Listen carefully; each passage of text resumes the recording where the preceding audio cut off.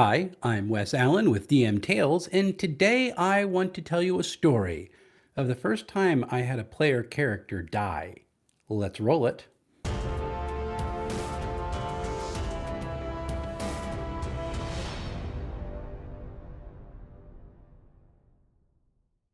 I've been running an in-person game of Castles and Crusades since about September of last year. We meet once a month, and it's been a lot of fun. The characters all started at first level, and it's been interesting watching them struggle to deal with the limitations of these characters. They're really squishy at that level. This came into play last night during one of our adventures. Their previous adventures had led them far north from their starting location.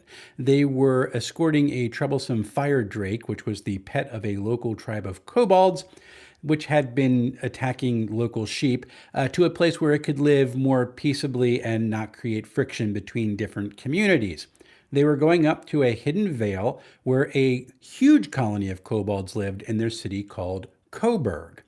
And they did this successfully. They did a little minor hex crawl as they encountered different objects during their travel, did get down low on hit points and on food, the types of things that should happen in a hex crawl.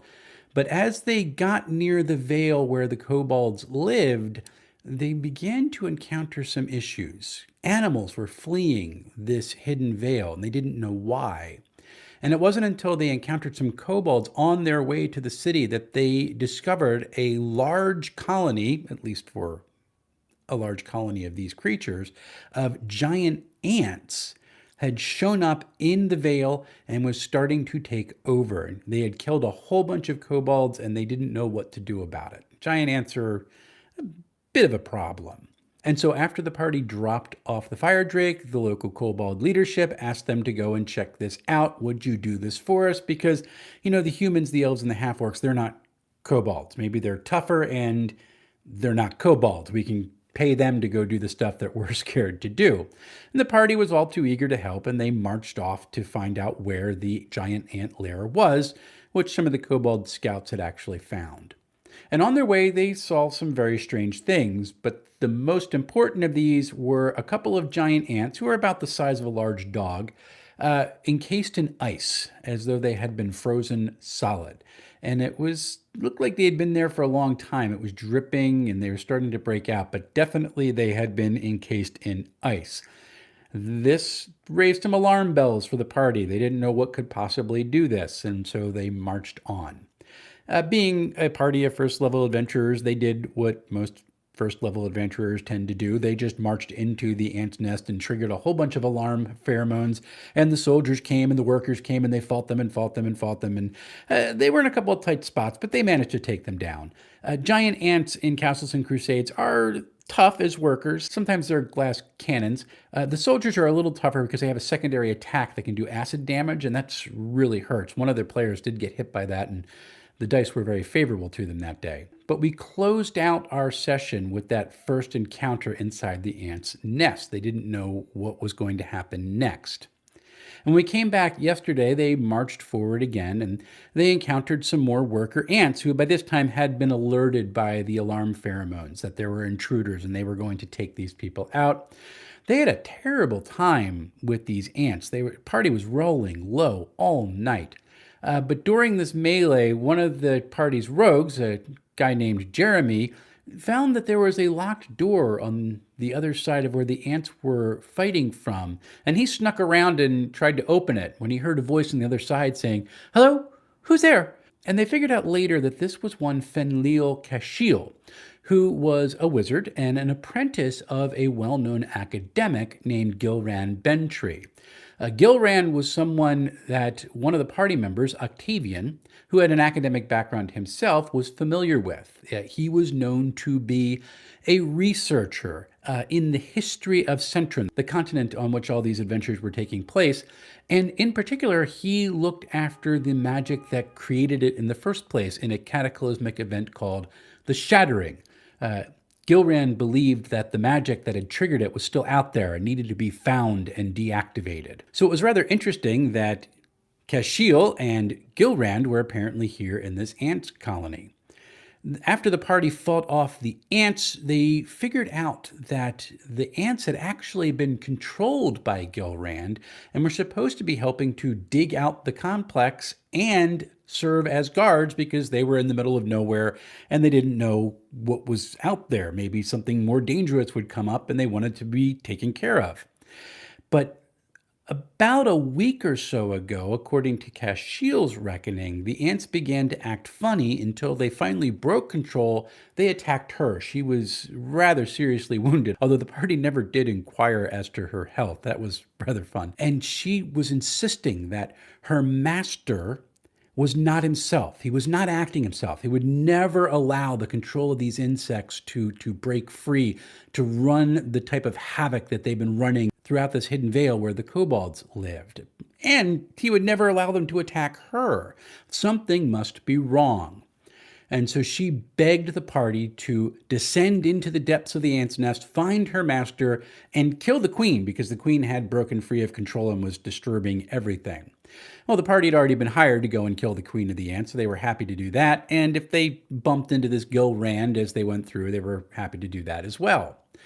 But before the party departed to descend further into the ant's nest, Cashiel took Jeremy aside and said, "Listen, if my master is not himself, you might need this to protect you if he unleashes his power," and handed him a ring that had a cobalt blue stone set at the top of it. Said, "You'll need this if he unleashes his power." And Jeremy went, "Okay," and being a rogue, stuck it in his pocket and didn't tell anybody about it. The rest of the people at the table understood, but the characters didn't. They descended down. They took care of the queen. It wasn't that tough of a fight. She rolled with really low hit points. We just said she was really, really young. And they dispatched the last couple of soldiers that were part of the colony. It was all rolled up randomly, and it worked out okay for them, even though they were rolling terribly. And then they discovered a set of stairs that was descending deeper into the complex. And this wasn't a tunnel. This was stairs. And as they looked around the room where the stairs were found, they could see how there was masonry that had been crusted over the years by rock and debris and the sediment of the dripping water that had been seen throughout these caverns. This had once been a complex that was made, that the ants weren't necessarily excavating from scratch. They were finding paths that had once existed. And they marched down into the dungeon of this map and found themselves in a small corridor with a locked door in the end. And the rogue, who had been rolling terribly all night for unlocking doors, decided he was just going to try to kick it open, and he bounced off of it. And they heard a voice on the other side saying, "What? Who's that? What's going on? Who's out there? Get out of there!" And when the party echoed back, "Listen, we're here to find Gilrand," the door opened and they discovered a couple of hobgoblins who apparently had been hired by Gilrand as attendants and a final line of security in case something should come down to come and get at him. And they'd been trapped in this dungeon for the better part of a week or so, and they hadn't been able to get out because the ants had broken control, and they were absolutely terrified of these things, biting them in half and eating them. This was kind of an issue for them. So the party said, "We've cleared out all the ants," and the hobgoblins decided that their contract was up. They were getting out of there. And the party said, "Where's Gilrand?" And they said, "Well, he's in the library. You have to go that way. Good luck getting him to pay attention to you. He's got his nose in that book." This raised the curiosity of one Octavian, because he has a similar interest as Gilrand. He's very interested in what caused the shattering and the person who created it in the first place. And so they marched through, and after a couple of mishaps, they accidentally triggered a trap, and they heard a voice shout from the library, "Greshnak, what are you doing? How many times do I have to tell you, you have to disarm the trap? Let me come and look at you." And out comes a middle-aged man, kind of mousy brown hair, and he sees the party and looks at them very cautiously and says, "Who are you?" And they explain how they had gotten there, that Cashiel had sent them to check on his well-being, and the ants were running amok throughout the vale, and the kobolds had sent them to take care of them. And Gilrand says, No, the ants can't be possibly out of control. I have a ring of insect control that It's out of charges. But I always recharge that. I don't understand. I just, I'm doing this research. It's so important. You have to come and look. Come see. And he disarmed the trap first and then invited the party to come in and see this library. He's an academic sort. He's not an adventurer. It was a rather trusting soul in a lot of ways. And they find themselves in this small library that must have been magically protected. There's no dust on the books. The books are not rotting. The shelves are intact. The tables are okay. And in the center of this small little library is this open book. He says, "This is the grimoire of Aldersect. This opens up or shows you how to open up one of the paths that created the shattering. It's fascinating work. I must study it." And the party is getting a little bit leery of this guy at this point because he's lost track of time. His ants have gone wonky, and now he's fascinated by this book. One of the characters asked, "Well, how old is this place?" And Gilrand says, "Well, it's at least 1,000 years old. This book has got to be at least that old. It's a fascinating subject. I must study it. It calls to me."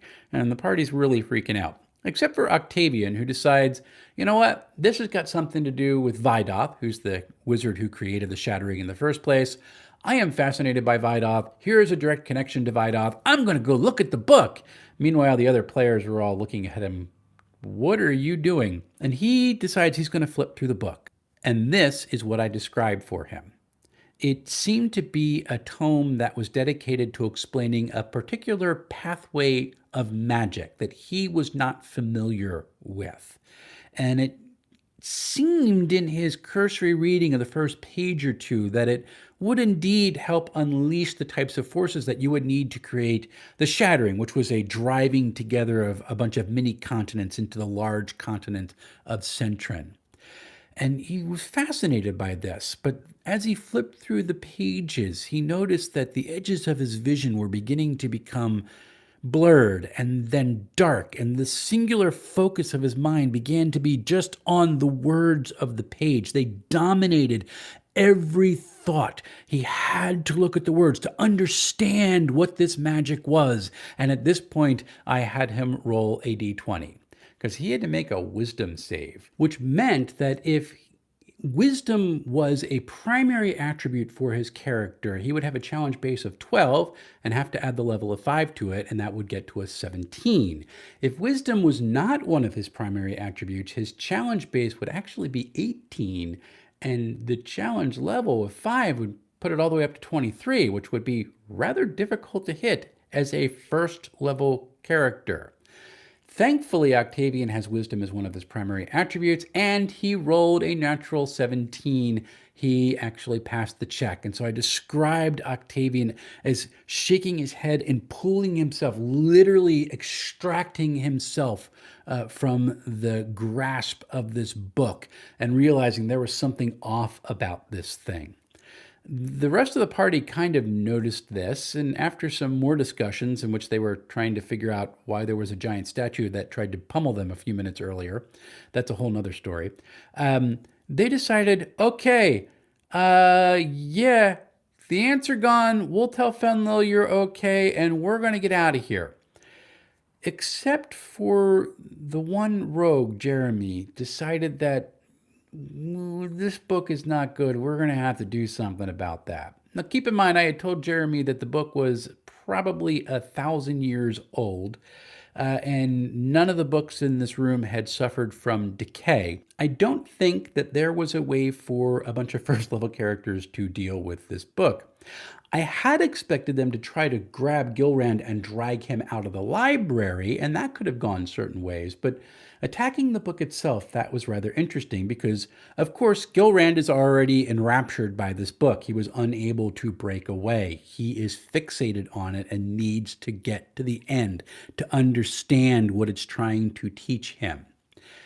And so as the rogue was going out to do a little bit of a side quest, he took the paladin aside and said, "Here, I'm going to give you my torch. So when we leave, just set fire to the book and maybe that'll break him free." And then he left. Keeping, by the way, the ring that Kashiel had given to him. You're going to need this if my master unleashes his power on you. It may save you. He kept that in his pocket as he walked out of the room. A couple of other folks also went with the rogue to do the little bit of a side quest. There was a magical fountain involved. We won't get into that now. And two others stayed in. One of them was Octavian, who is now raiding the bookshelves to see if he can find any cool books to bring back with him. We'll have to deal with that another time. And as they were preparing to leave, the paladin was thinking to herself, I gotta check to see if that book is evil, and detected evil in the room. And that book got a ping. It was evil. This was something that was terrible. And the paladin thought to herself, the world does not need this book in it, and tried to light fire to the tome. And Gilrand went ballistic. No! And almost by instinct, grabbed his hands together and shoved towards the paladin and unleashed this cone of cold. And I just got a bunch of d8s and kept on sticking them into my dice tower one after another and rolling them down as the paladin just was sweating profusely. And finally, as I got to 8d8, I rolled 31 points of damage. And I looked at the paladin and said, all right, you need to make a save, a dexterity save. You can dive out of the way of this thing. And if you save, you take half damage. That would have taken the paladin down to about -9 hit points. So not totally dead, but really crucially injured and perhaps not long for this world. There would have been a chance. And the paladin just had been rolling low all night and completely failed the check and took all 31 or 32 points of damage, taking them down to like -20 hit points. There was no saving the paladin at this point. Frozen solid. The rest of the party that was still in the room is looking around going, whoa, what just happened? And Gilrand himself is looking, what's going on? You can't do anything to the book. I need the book. You understand? He's looking at Octavian. I have to finish my research. You can't destroy this. I need this book. And Octavian, who has no spells left after fighting the queen and the rest of the ants in this nest, and the knight, who doesn't have any magical powers at all, and a barbarian, are all sitting there going, what just happened? And they're thinking to themselves, we're going to die if we try to attack this guy. What are we going to do? This was a rather high-level NPC that I was introducing to the party. And Octavian kind of backed off. Says, no, I totally understand. You have to do your research, and she stepped out of line, and we're going to, we're just going to leave you to it, and we're going to get out of here. And I'm trying to explain. People are like, well, can we revive her? Like, they're going to 20 hit points. No. Can we give her a healing potion? Nope. No, at -20 hit points, you're just gone at that point. I did suggest to them that they could take the body with them and try to do a resurrection ritual, but they didn't have the money to make the donation necessary to do that, and that would entail probably a significant quest in order to do it. And one of the players went, yeah, it's first level, we'll just re-roll. So what they did is, well, we're going to leave the body here to make him look at it and realize what he's done. And we're getting out of here because we're all going to die if we keep on messing with this guy. And that's what they did. They left and they felt terrible. I know that the player of the thief is going, that really should have been me, especially because he had the ring, which was a ring of protection from cold. It would have halved the damage initially, and if he would have saved, he would have taken no damage. So even if he had been hit, he would have been well within the range of being recoverable. And he didn't think to give it to the paladin when she was lighting the book on fire. He just thought, we break the book, we break the spell, he comes with us, and that'll be fine, right? Also, I won't be anywhere near it when it happens, apparently. And I know the paladin is a little bit sad that he lost his character that was just really starting to get the hang of playing, but he's going to roll a ranger now. To me, this is a really important moment. This was actually the first time I have ever had a PC die during a session. I've got a few that gotten really, really close, but the dice just favored them for whatever reason. They did not get hit enough to put them down for the count, but this was the first one that actually died. And now the players are beginning to understand there are some stakes here for the actions that we take. We can't just go bumbling through things. We have to think through stuff. And impulsive actions against somebody that we've been told is rather powerful, that's not going to fly. And they learned.